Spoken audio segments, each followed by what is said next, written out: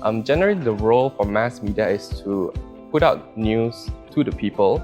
I think a great example now would be the lockdown. So people will look to us and to figure out, okay, what's the change? What's the update? What can I do? What can I not do? And so things like that, that's our role, Slower? Would you say slower? Slower? In what sense?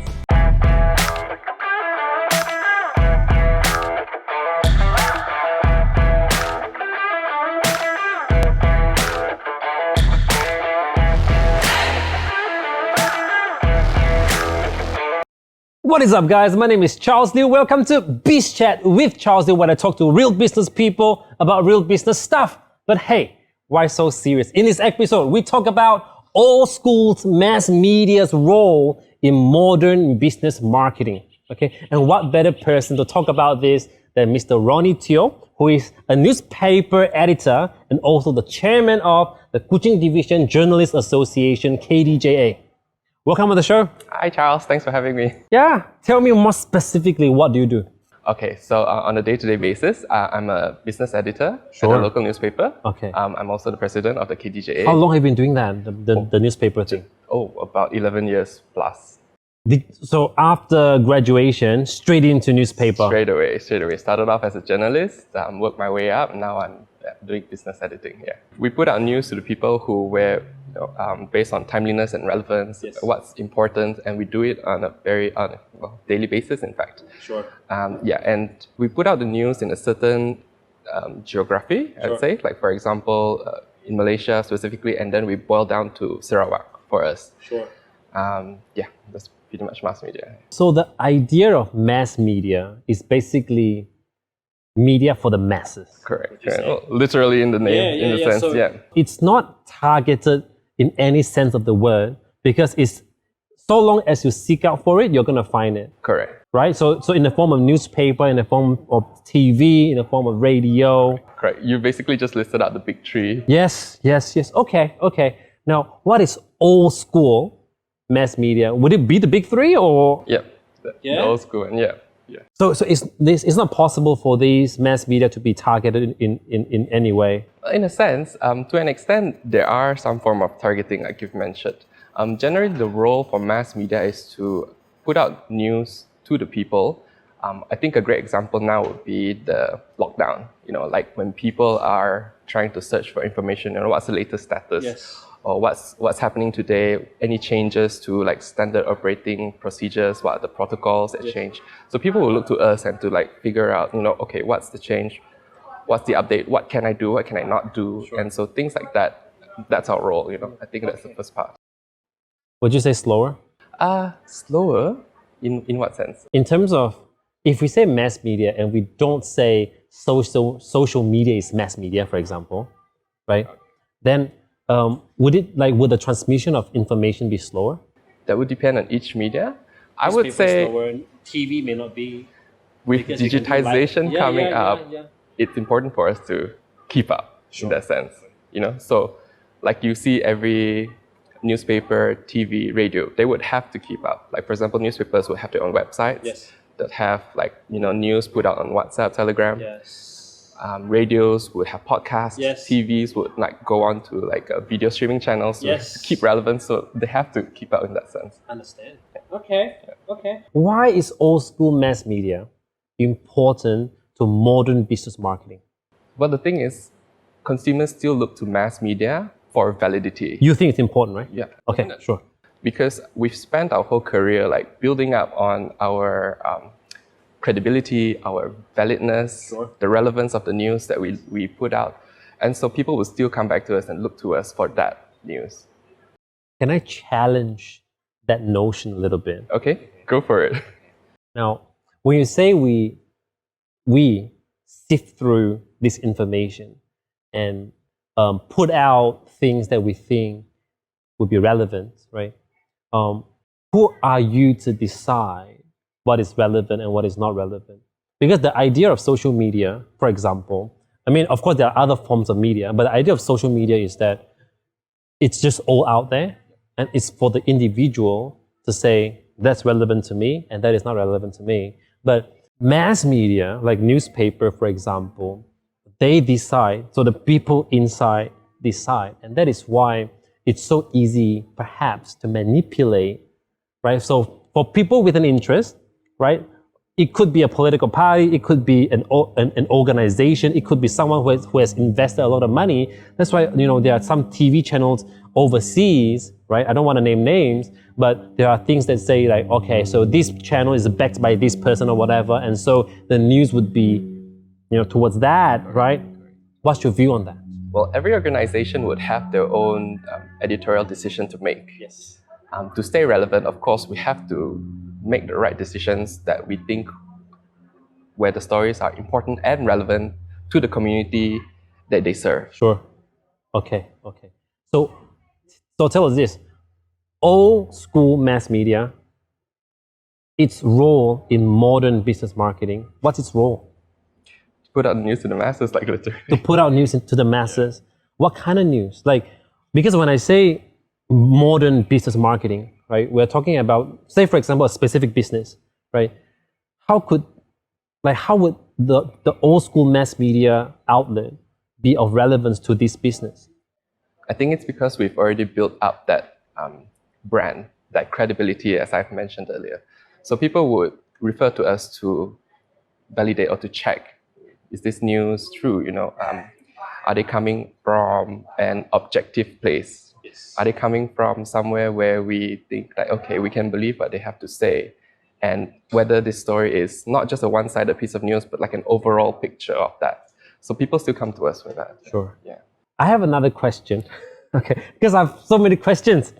When it comes to, because obviously people who actually still follow old school mass media, right, like newspaper, radio, would you say the majority of these people are now in their 40s and 50s, right? Because the younger generation would actually adopt a more targeted sort of media to binge on the things that they want to binge on, right? And to care about the things that they want to care about. So they don't want to waste their time to actually go through things that they don't want to get to the things that they want, right? So I guess in a way, the old school mass media, their role in modern business marketing, would you say if someone wants to target people who are in their 40s, 50s, and like that's their target market, for example, then even more so, they need to be an expert in their field, right, for them to be picked up by old school mass media, right, for them to actually be able to reach out to their target audience. Correct. There's definitely a generational gap when it comes to that. Like the older generation, I would say maybe, for example, like here in Sarawak, we still have a lot of people who still love to read newspapers, yes, who still love to watch TV and listen, yes, to the radio. But the younger generation, or like millennials and the youth, they prefer to get everything on their mobiles. Yes. It's like fast, snappy, fast news, quick news. Yeah. So in that sense, there is a difference. Understand. Okay. Thank you so much for that. We'll be right back later after the break and we'll talk more with Ronnie.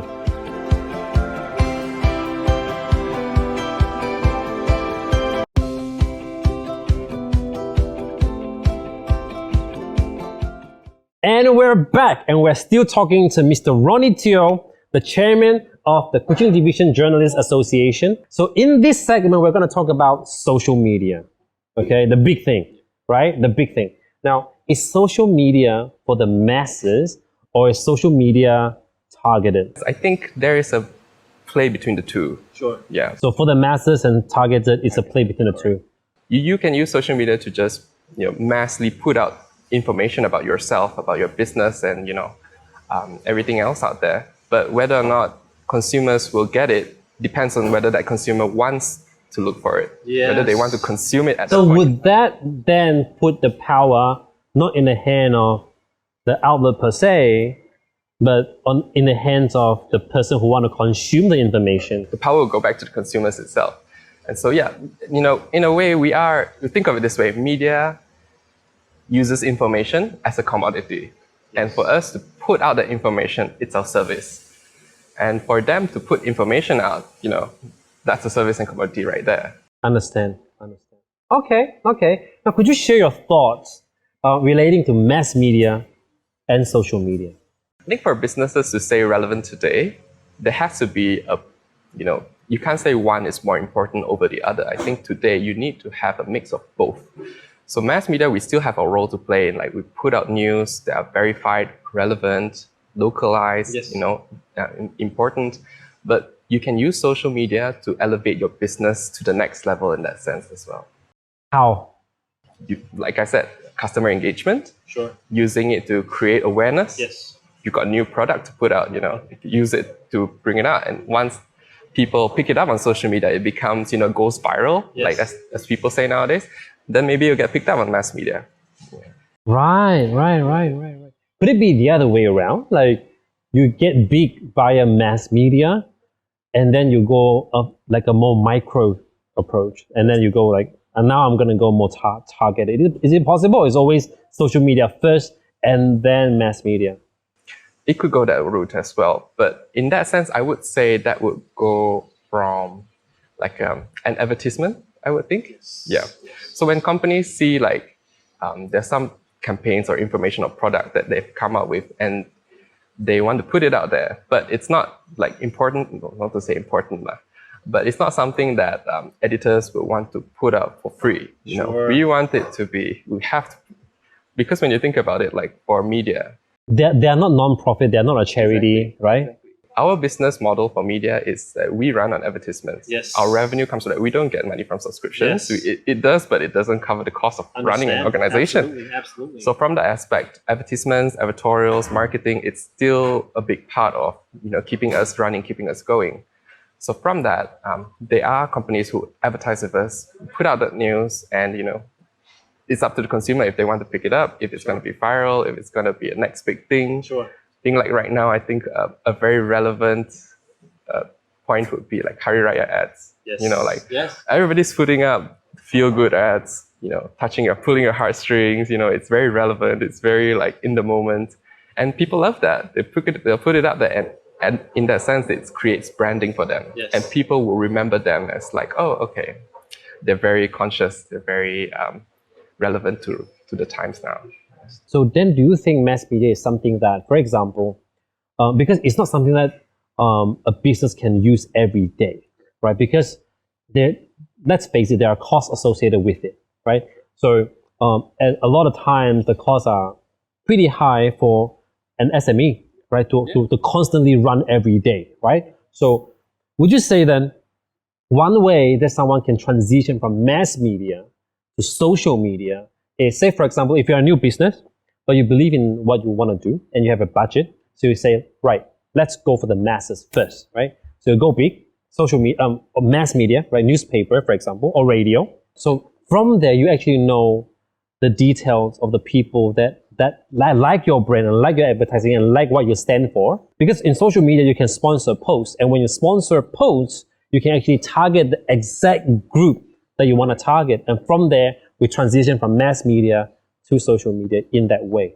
In that way that they can find out more about their target markets and the consumers that they want to get to become their loyal consumers. Yeah. Okay. Anything else you want to add when it comes to the interaction between mass media and social media before we go to the break? I think every company will have to figure out how much of each. The percentage. Correct. How far, and it also depends on what kind of campaign that they're trying to put out. And to what reach, what are their goals, what are their KPIs that they want to achieve when it comes to this. So in that sense, they have to look at, whether they should choose mass media as the medium for them to put out this information, or whether they want to, focus solely on social media, which, there's no right or wrong. Yeah. You can have both. You can have a mix of one, or you can focus on one or the other. Yes. But it's really up to you and what kind of campaign that you want to run on. Sure. Okay. Fantastic. Guys, after the break, we're going to talk to Mr. Ronnie Teo. And we're going to find out, because right now we are saying mass media, we advertise, right? We spend money. But later, after the break, we're going to explore how you can actually get onto mass media without advertising, okay? So we'll be right back.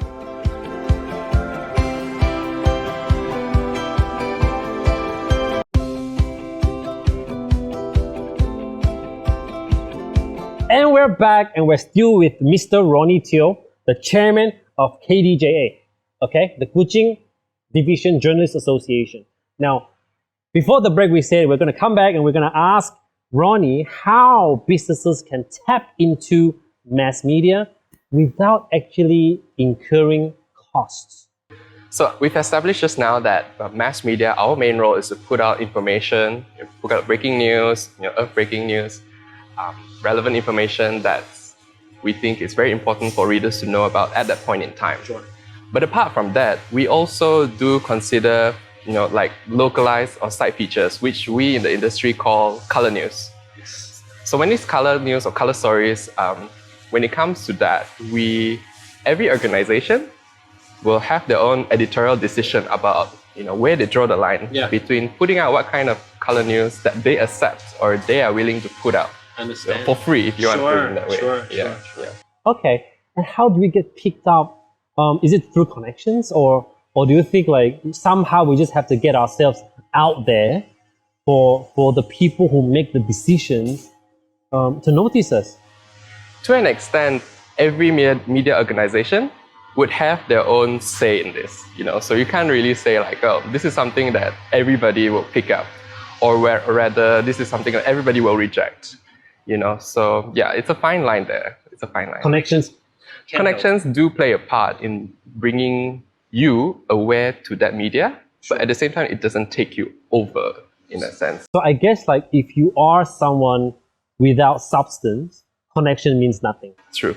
Well, to an extent. I wouldn't say no substance or what. We see the value of the news in itself and how whether that would impact the community, whether it has any relevance in that sense. Yeah. So that actually meant that for people who want to be picked up by mass media, they need to be newsworthy themselves. And how do you become newsworthy? You need to be really good at what you do to be able to give value in return.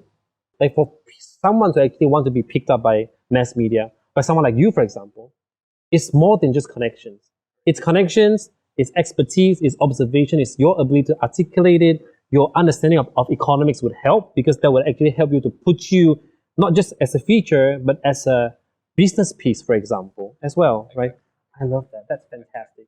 Okay, so the next question, perhaps you have touched on it in bits and pieces, but let's just ask anyway, which is, how do you determine what news is important versus what comes under advertisement? Like if someone comes here and say, can you write this piece?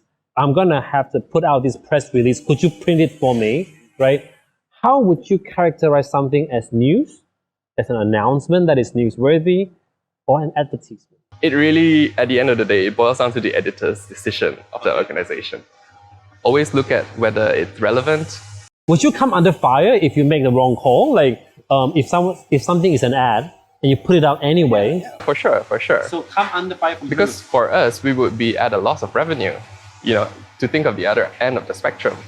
So yeah, it's always, working in media, there's always this ongoing tussle between the editorial team and the marketing team. Because to an extent, we want to put out news that we think are relevant and catchy and people want to come to us to read. Yes. But then at the same time, advertisers would want to think, we can get money from this. Why don't we do that? If we can explore that, why not? Have you ever come across situations where you think something is newsworthy, but the person making the decision, the head, think it's not? How did you deal with that? So basically you have no power, they've got all the power, they decide, you say, sure. Or would you fight for what you believe in? If it's worth fighting for, I will fight for it. Yeah.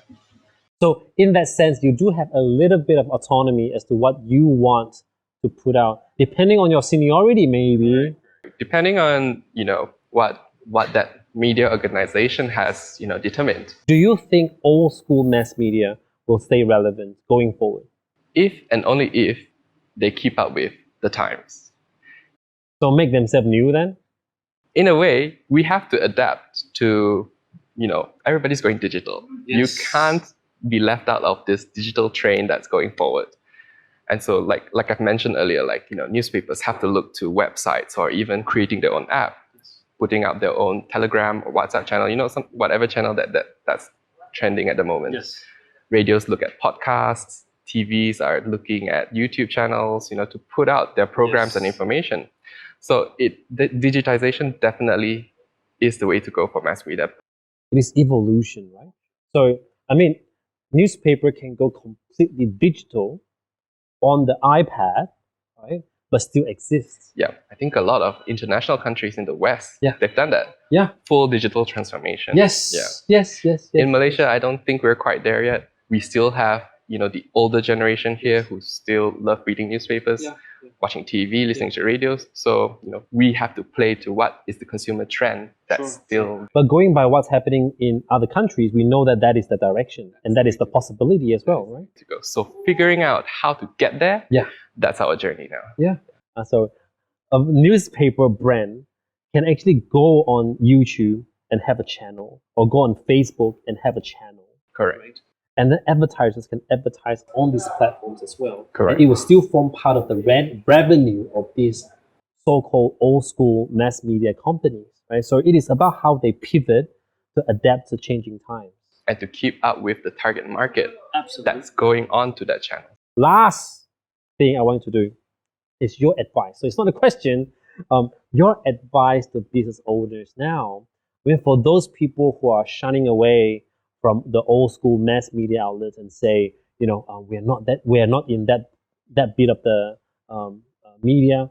We don't need them. What's your view and what's your advice when it comes to these business owners? Okay, don't be shy. It may be a bit of a learning curve. I think every organization will have their own, rhythm, their own way of going about things. But don't be shy about it. Like, if you don't start, you could never go anywhere.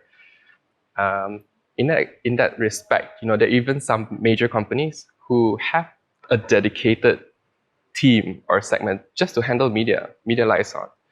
So in that sense, there's always a way to figure out how to use media, mass media and new media, to promote themselves in that sense. So figure out your way. Don't be shy about it. Would you recommend every business to explore, or just some businesses? I think every business should have to create that awareness in that sense. It would be to reach at that. It would take you to another level that you never thought you could reach. Because instead of closing that door, just have it open as a possibility. Exactly. Right. You never really know where your business will take you. You don't know whether one day, suddenly it's going to boom, or it's something's not working. How are we going to go that way? So using us will be able to be a new way of gauging it, a new way to engage it, and a new way to open up possibilities for you. Thank you so much. Okay. Yeah. So guys, as a wrap up, we gotta thank Mr. Ronnie Teo for coming on the show. Okay, and listen, at the end of the day, even though you decide what kind of marketing efforts you want to do, the truth is, expand your possibilities as to the avenues you want to actually put out your story. At the end of the day, marketing is about telling a story. So in terms of sharing your story with people, social media, mass media, it shouldn't matter. It depends on, first and foremost, your story and then the target you want to reach. I'm not saying you need to, for sure, tomorrow just approach a mass media company, like an old school mass media company. But the truth is, it doesn't hurt that you know people from these outlets. Who knows, one day you may want to appear as an expert as well in your field. And people like Ronnie could help you get there. Okay? So until the next episode, guys, we thank you, Ronnie, again. And we'll be back next week with more. Until then, it's bye-bye for now.